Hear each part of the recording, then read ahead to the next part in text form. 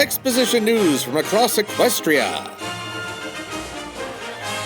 Dateline, July 30th, 2016. Comedian Patton Oswalt fulfills the role of Quibblepants, making him part of his daughter Alice's favorite show. She's into My Little Pony the way that I was into Star Wars back in 1977. I really hope she didn't get the Dakimakura joke. Fast forward to November 4th, 2017. Having found love a second time after his wife's passing, Mr. Oswalt and Alice welcome actress Meredith Salinger into the family. And I just said, I'm going to run at love again. If you see love, run at it. Run at love. To quote Mr. Oswalt, "My favorite moment was when I was standing up at the altar and my daughter came down the aisle. She was a flower girl, and she just spontaneously gave me this huge hug. It was like, we're safe now. Things are okay. I almost started crying. I was so happy the way that she held me. Like, things are okay now. It felt amazing, that moment." Aw, that's wonderful. Fast forward to season 9, where the entire Oswalt family gets to voice characters in an episode about accepting change and forming connections. Alice Oswalt is set to voice her very first character. She got into the whole acting bug thing of like, nah, I can do that better, let me do this again. And that is awesome. But all's not well in the land of make-believe as a Downey Clowney enters the scene. What? Another reviewer is aiming his sights at the episode. No doubt up to no good as he seeks to tear away all the joy from this event. I am? Yes, you are. Can the Oswalt family withstand this malicious mallard? Will Silver-Quill ruin this episode for all involved? Or will his jokes bottom out so far that they become a singularity of suckage? Oh, she's a stupid little mean, I'm gonna kick her right in the face. This is so mad. And now, our feature presentation.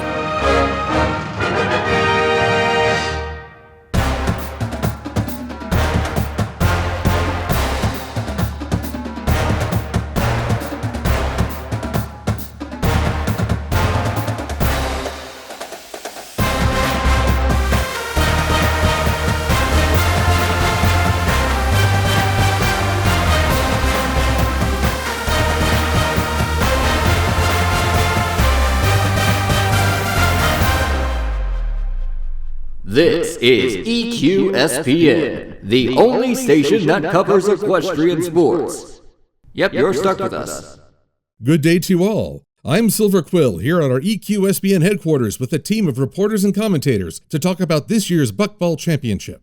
What started as a backyard hobby for fruit farmers and the like has blossomed into a literal phenomenon. Indeed. To talk about this sport's rise to notoriety, let's go to our chief commentator, Silver-Quill. Thanks, Silver. To fully appreciate the rapid growth and development surrounding this game, we need a little context. Let's consider the history of football. I'm sorry to interrupt, Silver, but it looks like our graphics director posted a soccer pic. I apologize to our viewers and will torture the director forthwith. You might want to spare the rod this time, Silver, because what America calls soccer is known by the rest of the world as football. Really? Why? Because you kick the ball with your feet. It's a simple game with a simple origin dating back to time immemorial. China, Greece, Rome, and swaths of Central America all claim to be the origin of the sport, but the first recorded documentation within England was in 1170 by a William Fitzstephen. On a visit to London, he said, "After dinner, all the youths in the city go out into the fields for the very popular game of ball." Though these games were wild and varied, with each tradecraft having its own team. And with this freeform style came games with as many as 300 to 500 players, with the goals miles apart. It could feature violence on par with the riots football would later engender. Henry, son of William de Ellington, while playing at ball at Yulcombe on Trinity Sunday with David Lequen and many others, ran against David and received an accidental wound from David's knife, of which he died on the following Friday. By comparison, buckball's origins are much more civil. Though initially limited to farms competing, it's become a national pastime in practically no time. Football didn't achieve any sort of uniform play until an attempt by Cambridge in 1848. With the first association forming in 1863, that's more than 6 centuries of gameplay without any set rules. Whoever started this game had a very clear set of rules in place. Probably Applejack, am I right? Not so, Silver. We double-checked the events leading up to the last game and found that none of the apples laid claim to creating this sport. We did learn, however, that Buckball's incorporation of the 3 tribes is a very recent development. My cousin Brayburn somehow convinced a Pegasus and a unicorn to come play with him on the Appaloosa team. For more on this recent innovation, let's go to our investigative reporter, Silver-Quill. Thanks, Silver. I'm here with Brayburn, credited with both the biggest innovation of Buckball's format and the Appaloosan who's campaigned the hardest for this stadium's creation. Brayburn, how do you respond to accusations that you both included Pegasi and unicorns and built this stadium all to one-up your cousin?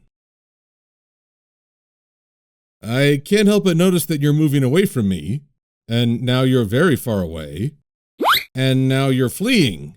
Get back here! How dare you have a running animation before me? Keep on him, Silver. We'll check back. In the meantime, let's check in with our other on-location reporter, Silver-Quill. Hi, Quill. The stadium is abuzz with excitement for today's tournament. We have ponies coming from all over Equestria. Even a pony, Natty Gann. I'm sorry, a pony who? Natty Gann, the titular star of Disney's The Journey of Natty Gann, the story of a brave young woman who navigates across Depression-era American railways to reunite with a father who thinks her dead. It features a canine companion she calls Wolf, and his efforts to protect her on this dangerous journey. What does that have to do with today's tournament? Nothing really, I just thought it was a cool reference. Get back to work. Can do, hard ass. I never thought I'd get to be in anything like a Hall of Fame. For further commentary on Fluttershy's statement, we take you to Canterlot and Silver-Quill. Silver, I'm in the Royal Hallway, where the irony is palpable. It seems that being a national savior just doesn't carry the same weight as a national athlete these days. That is so true, it hurts my soul. How many of you would pay for an autograph from my best friend Snails? Well now, it seems we have a future sports agent. Quill, what do you make of this potential parasite? It's tough to say, Silver. Snip's blatant greed is certainly nothing we want to encourage in a young audience, but it does provide him motivation and focus. I'm being generous when I call Snips the brains of this duo, so it might help Snails to have some pony to look after his financial success. Perhaps the most positive interpretation is that we're seeing these two have a future. With everyone else in the series receiving some kind of resolution, Snips and Snails might go on to be a celebrated star and his manager, thus ensuring their friendship endures. I hope Snails finishes signing autographs soon. We can't play without him, and if we lose or forfeit one game, we'll be out of the tournament. That's the flip side to this relationship. Snips could distract Snails from his gaming career, so much that it implodes and costs Team Ponyville the tournament. A harsh but important lesson for all young viewers out there. I'm sorry to cut in, Quill, but we've just received word of a plot substitution. We go live to Silver-Quill in Appaloosa. We've got a new player on the field as Quibblepants, who sounds an awful lot like Patton Oswalt, has just appeared. And he's bringing a new lineup. I'd like you to meet Clear Sky, the most amazing pony I've ever met. This is my daughter, Windsprint. A sudden shift in focus. What do you make of this, Silver? Well, this is what we call a continuity play. Several elements set up in this episode are supposed to pay off in a later episode. 2, 4, 6, great, to be precise. And you think that strategy will work? No, not at all. Well, that went negative fast. Silver, we've had a development here in Appaloosa. It seems Quibble is a phony pony full of baloney. That's a serious allegation, Quill. You better have some hard evidence to back this up. How about this? Oh, sure, but with all the bucking and the balling on the buckball field, which is where they play buckball. I don't know what it is. A ball? And this? No idea. It's a basket. How do you not know what these are? It seems Quibble has adopted a fake-it-till-you-make-it strategy to endear himself to Clear Sky and Windsprint. I see. Well, I can see why others might need to put on an act to impress a lady. Not me, of course. Right, Silver? Oh, no, not me, not ever. No, I would never dream of doing such a thing. Right, Quill? Quiet. I'm trying to get an audience with Princess Luna. If anyone asks, I'm the guy who invented the nightlight. They're a family. Even if it's okay with Clear Sky, I wouldn't ask them to make me a part of it if Windsprint isn't on board. The odds are stacked against Quibble right now. In addition to complete lack of sports knowledge, he's also demonstrating an impossible absence of any athletic ability. I can't even lift more than one book, and I love books! Given the vast number of tomes your average D&D, Warhammer 40k, or other tabletop gamer must carry, I find this statement suspect. What can you offer by way of this future stepfather? Well now, that's a little outside the purview of sports. In fact, I have no experience with parental separations. So the best I can offer is a web search, including Kids Health, WebMD, and the Huffington Post. The advice across the board has been pretty consistent. First bit of advice, start slow and let the child warm up to you. And she is pretty amazing too. Wind, did you thank Quibble? Put needs, not wants, first. I'd rather see the game. Oh, well, I mean, sure, that makes sense. We could just go to the tournament instead. Get on the same parenting page as your new spouse. Q, Wind really doesn't need any more surprises. Be honest. Kids can sense insincerity. I wanted to be first inside to experience the grand history of the sport. I guess only a real fan would understand that. Be patient. Who knows how long that would take? I need to get Wind to like me now. And perhaps the hardest hitting advice of all, you don't have to love your stepchildren. What they truly need is an example of a loving relationship between spouses and to be treated with respect. A genuine bond of love is considered a bonus. I can't help but notice a trend here. Indeed, Silver, this is what I would call the Private Snafu approach. Private Snafu? A cartoon character created for educational videos during World War II. The titular character was a grade A screw-up who taught the audience what not to do and showing the consequences of bad decisions. Even his name is an acronym for Situation Normal, all fouled up. The humor aspect helped maintain audience attention and allowed them to absorb lessons without resistance or dismissal. I see the same tactic being used with this episode, as Quibblepants demonstrates all the wrong approaches to becoming a step-parent. Which begs a question, to whom is this episode aimed? Despite the older following this show may attract, normally I would say that an episode of My Little Pony is specifically geared towards young girls, with messages and scenarios that are relatable. Yet this Private Snafu approach with Quibblepants suggests something else.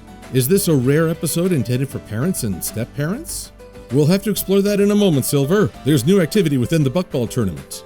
After a rather poor showing at the Buckball History Museum, it seems that Quibblepants has undergone an accelerated training program under Rainbow Dash. By accelerated, I mean that they try something once, fail, and move on. A tactic that's oddly employed by many ponies across Equestria. If we had time to train, I know I could mold you into the perfect sports pony. Silver, that lie was so heavy that it seems reality is trembling in its wake. We're getting some aftershocks here in the studio as well.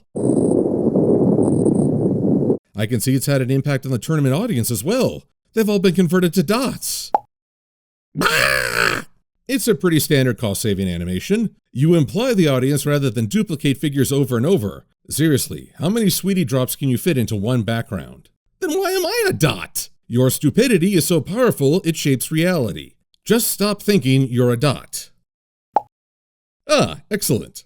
After another win for Team Ponyville, we now have a surprise team taking the field. Quibblepants and Wind Sprint. And the ball is up, the kick is rather rigid, and Quibblepants has scored against his own team, a first in Buckball history. Oh no! Quibble's wide open and I'll never get there in time to block. Team Ponyville is in desperate need of acting lessons. And Quibblepants whiffs the ball. Now he's kicking it back towards the other team's goal. That's twice now he's scored against his own team. A goal is scored when an Earth Pony sends the ball into a basket, but it doesn't say which basket. Quibblepants clearly missing his calling as a lawyer. But we have a meltdown as Wind Sprint is not okay with this situation. You're not a sports pony. It's not fun playing this game with you. And both Wind Sprint and Clear Sky are off the field, leaving a heartbroken Quibblepants behind them. I never thought we'd see such drama on the field, but there you go. It's about time we talked about Wind Sprint, as she's technically the antagonist in this story. Antagonist is in she is resistant to the protagonist's efforts without any villainous intent. In the past, it's been all too easy to present a young woman with emotional issues as an overbearing brat, thus removing any audience sympathy. Hello? I'm bored. This presentation is more tactical in its approach. Wind Sprint is only hostile when she perceives Quibble as intruding into their family or being disingenuous. Knowing sports ponies isn't the same as being one. What's it like playing in front of all those fans? One can tell by the tone and cadence that Wind Sprint is voiced by a similarly young woman. And while the delivery can be stiff at times, she clearly conveys her emotions. If Alice Oswald wanted a career in voice acting, I'm confident she can do very well. Certainly better than other child actors. Master Skywalker, there are too many of them. What are we going to do?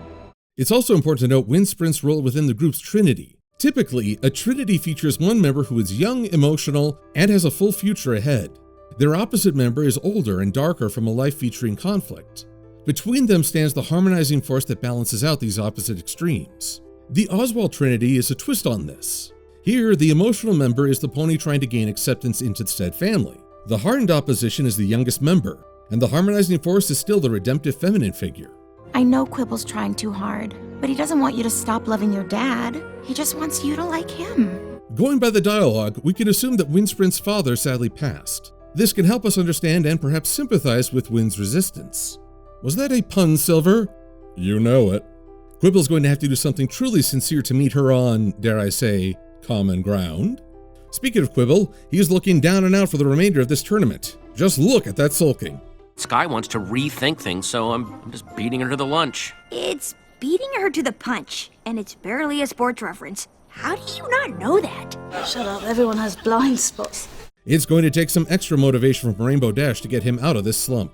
But maybe I'm not the pony you should have come to for help?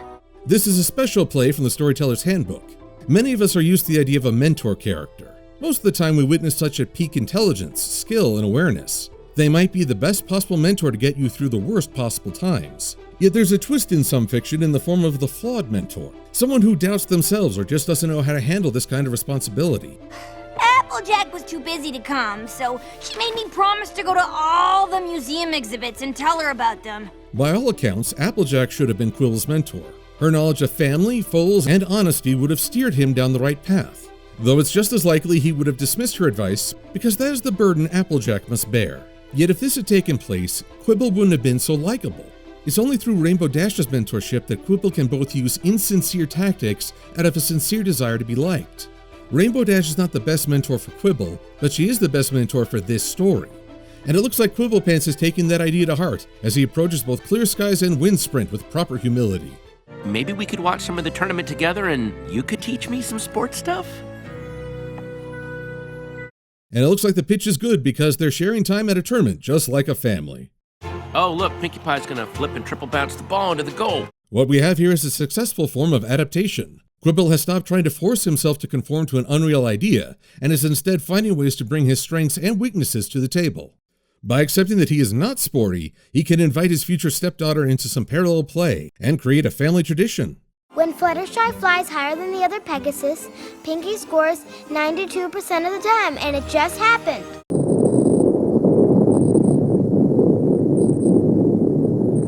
That wasn't a lie this time. Let's go live to our on-the-scene reporter, Silver-Quill. Silver, what fresh hell is this? Just you wait. I'm gonna shove a camera so far up your hindquarters they'll call it a colonoscopy. Hang on a minute. Silver, it seems that reality has had enough. On top of blatant lies and stupidity, now it's contending with the impossible. Buckball has somehow managed to make Pinkie Pie predictable. This created a rift in time and space that appears to be drawing me in. We'll keep you all up to date on this developing story. I'm afraid for my life. Noted. Silver, how are things looking over at the stadium? Things are looking just fine over here, Silver.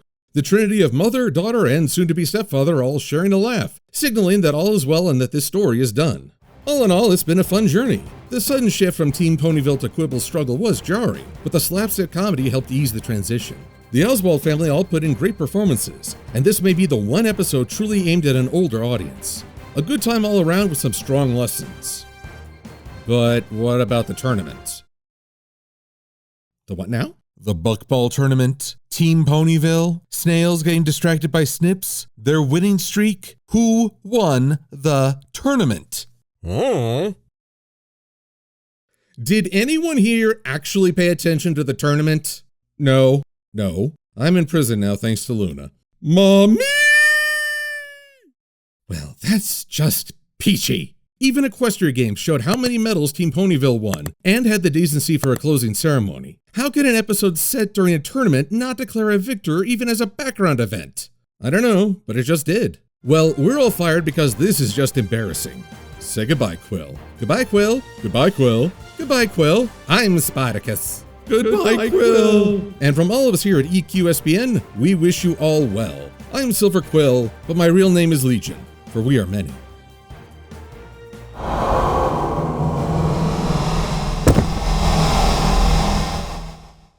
Well now, what's this?